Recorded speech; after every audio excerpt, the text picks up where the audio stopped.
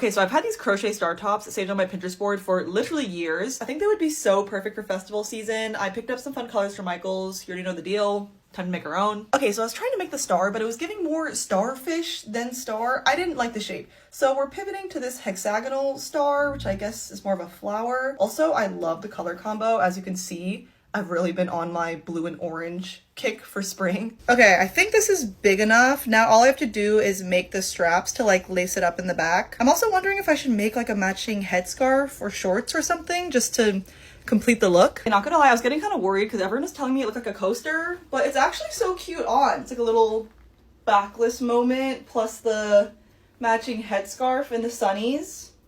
We are festival ready! Guys, I just got my first Rolex. I am obsessed. Here's how to make an easy crochet star because you are the star of your own show. Okay, let's go. So we're going to start by making a magic ring. Please do not be scared of these. They don't bite. I promise you can do it. So we're going to fasten off our magic ring and we're going to start by chaining 3. Then we're going to crochet 14 double crochets into the magic ring. So in total with the chain 3, we should have 15. Then we're going to complete our circle by slip stitching into the top of the chain 3. Next, we're going to chain 5 to start our first point of our star. Now we're going to want to slip stitch into the second loop away from the hook.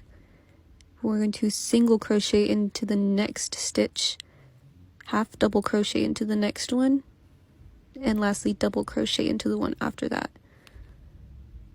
This is going to create our first arm of our star, and we're going to want to slip stitch into the third stitch away from our current stitch. You're going to repeat this 4 more times until there are 5 arms on your star. Slip stitch back into the first stitch, cut your yarn and fasten off, and we're going to tightly close our star.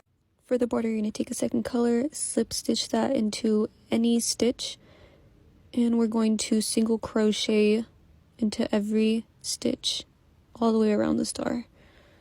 I'm also crocheting around the ends of the second color so we don't have to weave that end in later. When you get to the end, just slip stitch into the first stitch, cut your yarn and fasten off, and... So I finally have had the time to get around to trying out the light up crochet hooks. These are just some of my first thoughts about them. So I started making a scarf. This is about as far as I've gotten, but it's been good so far. So I've used this just during the day, and when it's a little bit darker when I'm watching a movie, there's 2 like brightness settings. So this is the brightest, and then there's a different one, a dimmer one, and then it just turns off. I used the brightest one when I was watching a movie, and it was just kind of dark, but just even during regular light, it's kind of nice to have the dimmer one, because on this one there's some darker colors in this yarn, and it's helped to see how many loops I have up on a hook. I've only used metal hooks, so the plastic is kind of taking some getting used to, but the grip is really nice because sometimes when I'm crocheting my hand cramps up, and it doesn't so far, so it's been going really well.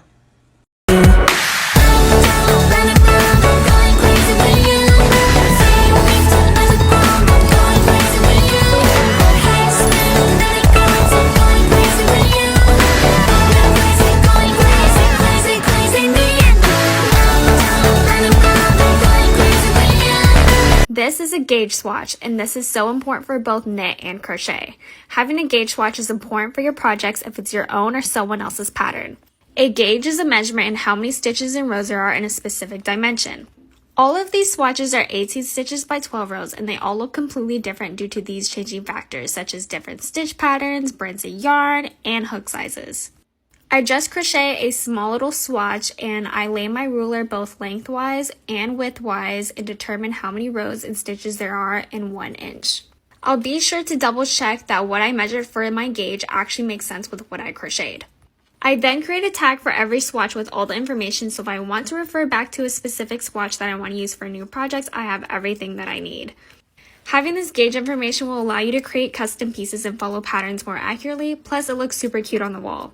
Let's try the Unreal Chenille Queen size with the recommended hook size this time, which of course is a 25mm. This thing is thick. Now, I'm not gonna lie, I did struggle using this hook a little bit because it is genuinely just so massive. It takes a little bit of getting used to, but it definitely worked better than the 15mm hook that I tried yesterday, which was far too small. If you're looking to purchase a 25mm hook or a set of knitting needles, we don't currently stock them, but I am trying to source some, so please bear with me. Turns out 25mm crochet hooks and knitting needles actually aren't that popular. Who would have thought? Anyway, as you can see, this swatch worked up a lot nicer than the 15mm swatch. It sits nice and flat and it looks absolutely beautiful. I also wanted to mention that this yarn frogs like an absolute dream. I know with a lot of other chenille yarns, you can get a lot of breakage and shedding when you frog, but this yarn handles it like an absolute pro. What shows you should watch while you're crocheting? When I'm crocheting, especially when it's like a stitch that I don't know very much and I have to flip through YouTube videos, I try to find movies and shows that are funnier. This allows me to still pay attention to the movie through hearing it or through the show by hearing it, rather than having to pay attention to every single little detail that you see on screen. And that's why, even though I love cinematic shows, I wouldn't want to watch Scum during my time of crocheting because there's so many little details that you would just miss otherwise, unless you're a great crocheter and you can fully crochet without looking down, which I'm not at that stage still. And while the shows don't necessarily have to be funny, I do think that they need to have enough that if you miss a detail or two, it's not the end of the world. And so like Pretty Little Liars, there's so much going on. There's so much an emphasis on dialogue that you won't be lost. Same applies to The Secret Life of the American Teenager. And of course, Gilmore Girls. And Gilmore Girls kind of has that mix of everything where you get a little bit of funny, romance. It's fast-paced, which is the only issue. Like if you are still new to crocheting, you may have trouble with that. But I do think at the end of the day, this is a good show that you can watch as you're crocheting and you won't miss too much. Same with Dawson's Creek. Dawson's Creek is a lot slower compared to Gilmore Girls, but again, you're able to watch it and it can be the background or it could be the focal point. Also had to include One Tree Hill here because I love this show and I was late to the game. I did not watch this until 2 years ago. And because when you're crocheting, sometimes your mind is kind of racing through other things, I also like to turn on throwbacks like The Wizards of Waverly Place, Lizzie McGuire, Sweet Life of Deck, Hannah Montana, those 2000s classics, just because you've already most likely seen these, so it's kind of like you have something to like keep you entertained rather than give your full attention to again. And it really doesn't make a difference if you miss things because you're like, like I'm not that invested, you know? I want to show y'all what I just got done crocheting.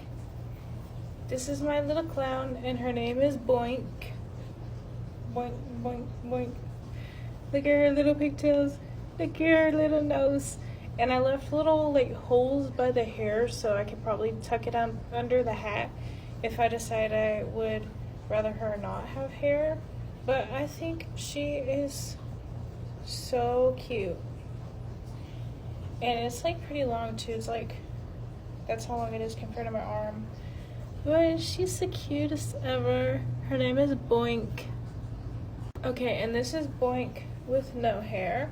I tucked it all up under the hat. I could have done a little bit better with the holes. I didn't leave some of them quite big enough, but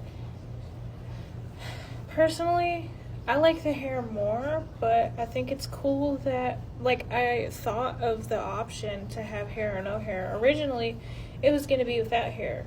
Still very cute, but I personally like the hair better. Let's see how hard it is to get the hair out of the hat. Oh, it's not bad. Oh no. But yeah, I'm definitely going to make more of these. So cute.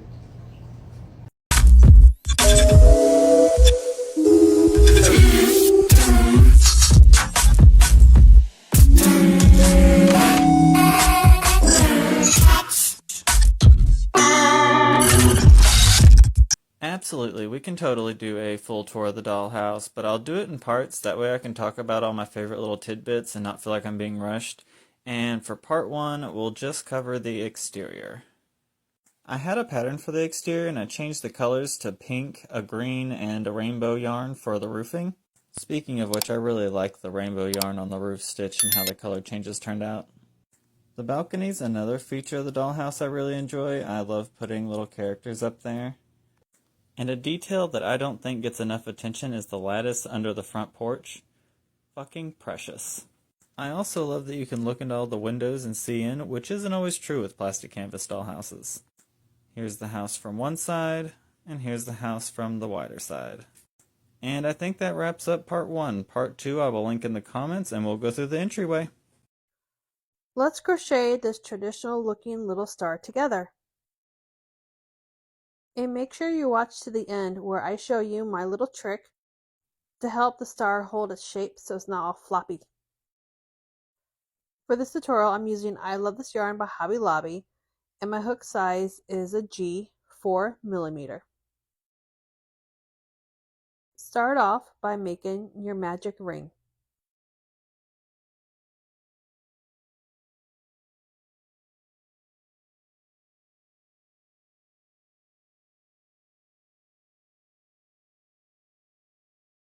And set your ring with a chain 1. Now we will be making 15 double crochets into that ring.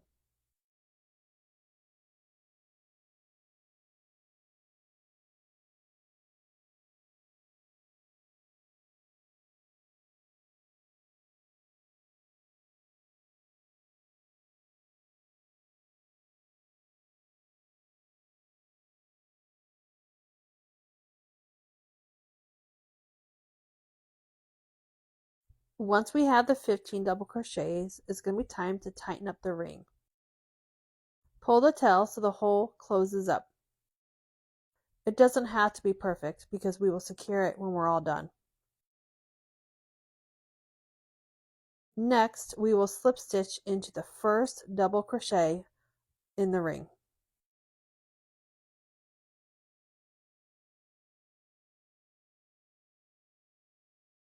And then we will chain 5.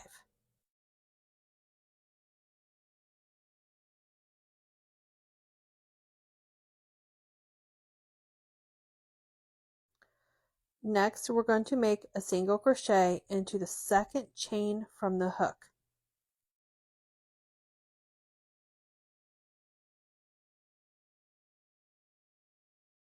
Then a half double crochet into the next chain.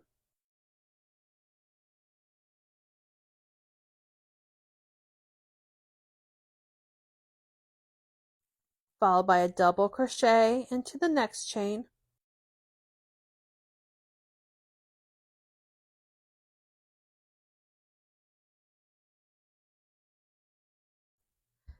And then in the last chain, we will make a triple crochet.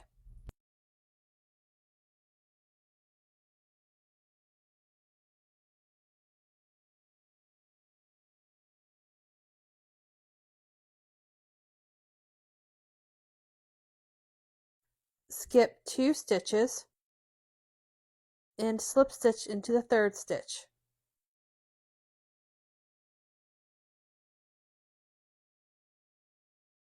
We just made our first point of the star. And from here we're going to make our next point by chaining 5,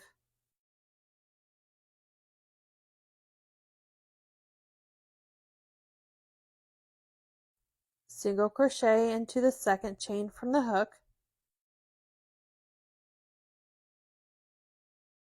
half double crochet into the next chain,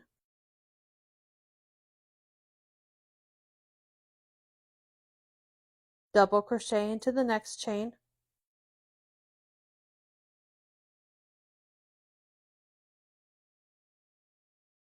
and triple crochet into the last chain.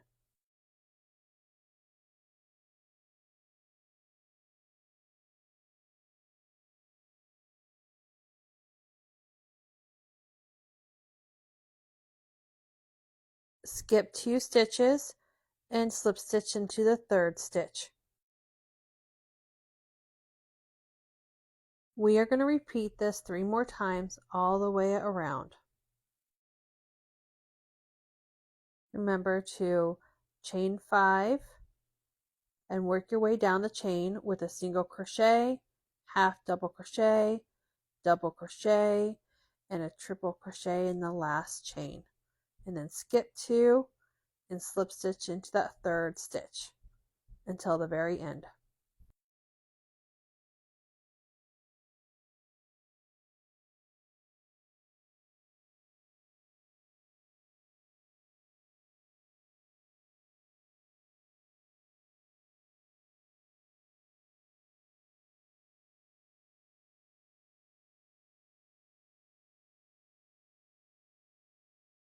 On this next part, I'm going to show you my trick on how to help the star hold its shape so it's not too floppy. When you fasten off, you want to make sure you cut off an extra long tail, because we're going to use this tail to help sew around the edges of the star.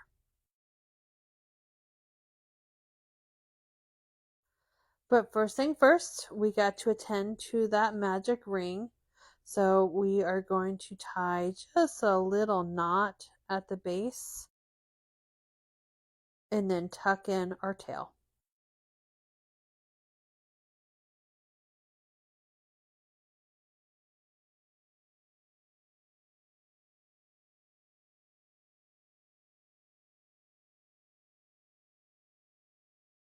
Okay, so now for the main part of the star. We are going to turn it over and we're going to work on the back side like we normally would when we're tucking in our tails. Sew that tail through one little stitch so you can get started. And now we're going to be working along the edge of the star with that tail. So we're going to sew it along the edges, making sure not to poke out through the front. Just working your needle in between the middle of those stitches.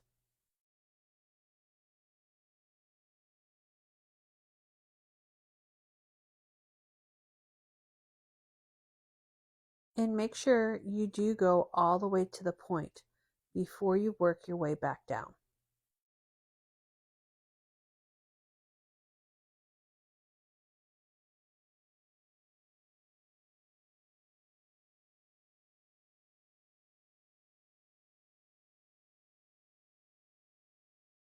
And notice I'm not pulling the tail too tight, and I'm giving it a little stretch at the end so the star does not pucker.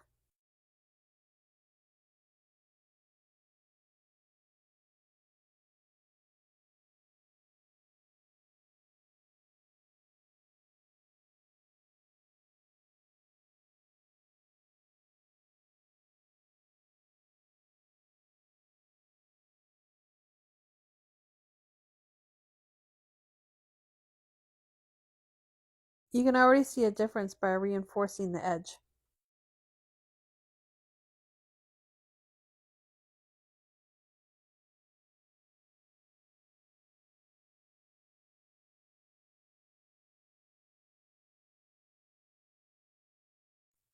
See, we did 2 points, and look at that.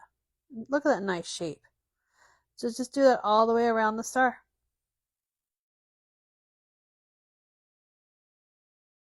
And of course, at the very end, when all done, I like to give it a little knot.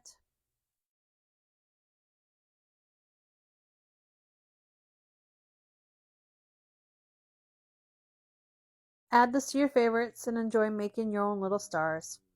Happy crocheting!